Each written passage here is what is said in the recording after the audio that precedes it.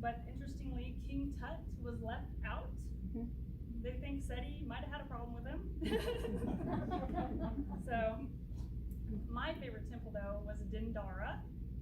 This one will show the largest depiction you will find of Queen Cleopatra, and one of the only you will find of her son Caesarion, fathered by Julius Caesar. And I'm looking here trying to find it. Anyway, it's on there. Oh, right there. Interestingly, Cleopatra's remains are yet to be found. We don't know where she is. At Dendara, the roof is still intact, so you can go up on top and view the whole temple complex. It's the only one that you can do that. And because of that, the ceiling is perfect, has a beautiful blue paint over the whole ceiling, and you'll find all of the zodiac signs in this temple.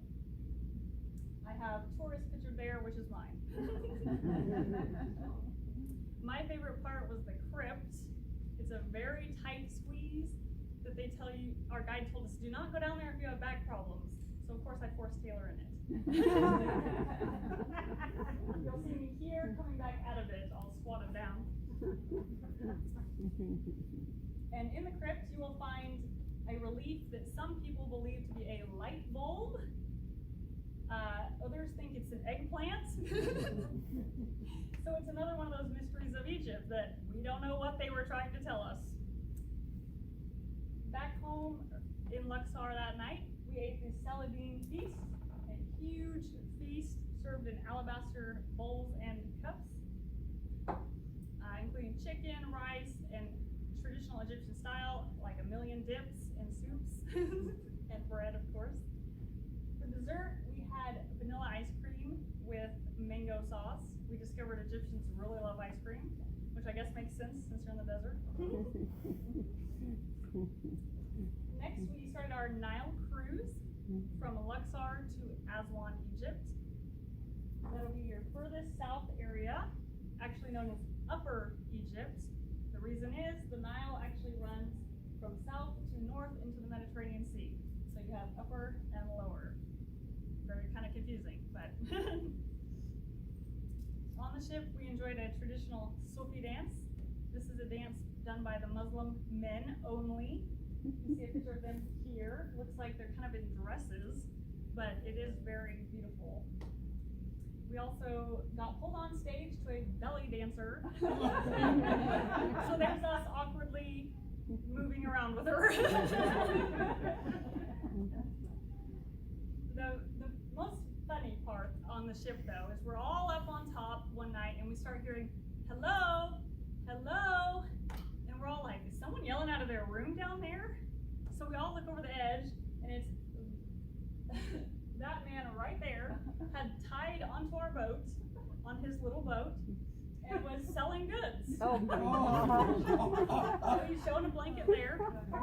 The way you do it is he'll show it to you. Once someone says, let me see that, he'll put it in a baggie, throw it up to you. You guys sit and barter on the price, and you throw him the money down in the baggie. And he rode on there for hours. I don't know. And apparently it is illegal, but the Nile police just kind of, they figure that's his own risk to hook on to us.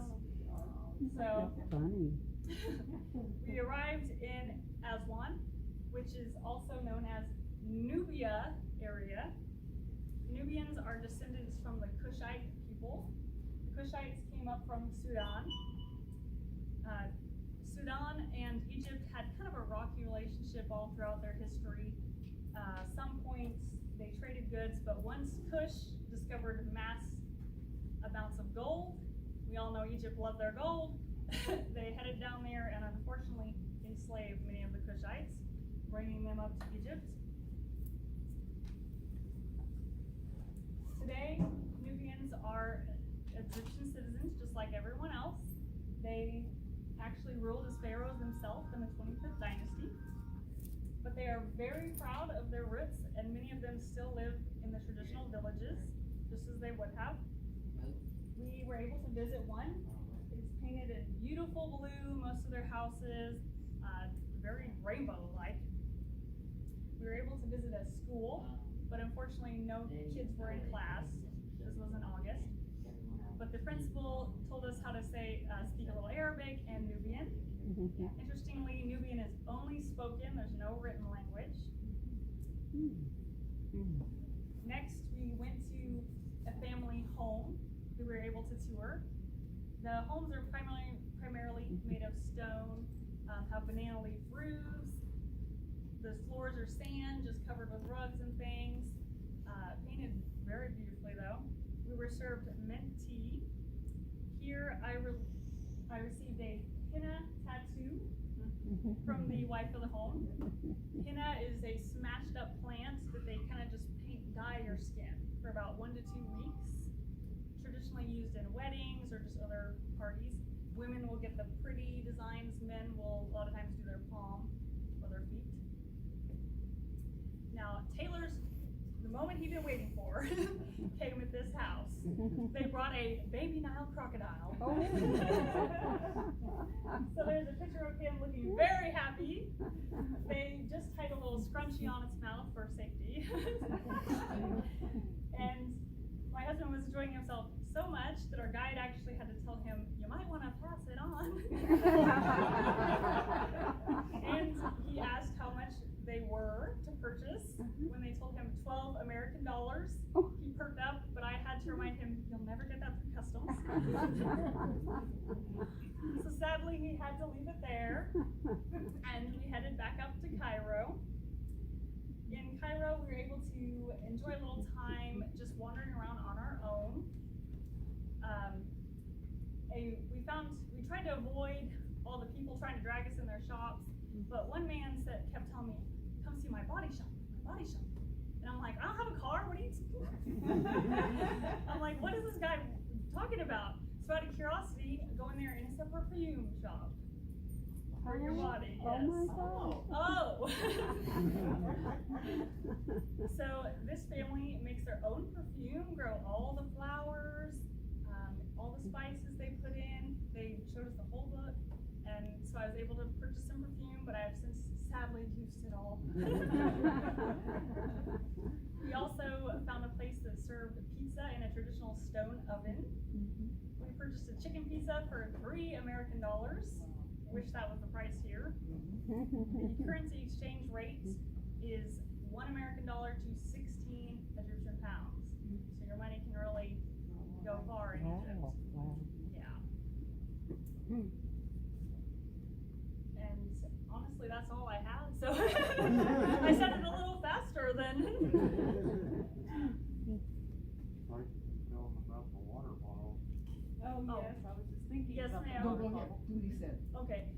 He reminded me of on the Nile cruise, we sat down for our first night at dinner, and everything's charged to the ship. You don't ever pay until the end. Well, they bring him a ticket, and it says $27.50 or something like that. I can't remember the exact.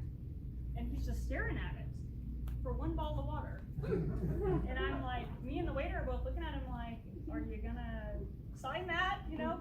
And finally the waiter goes, Egyptian pounds, sir. He was thinking it was US dollar. He was thinking, we're gonna have to share this bottle of water the rest of the trip. But you had a question, ma'am? I forgot what it was though. Oh. But I'll think of it. Not a problem. It sounds like you.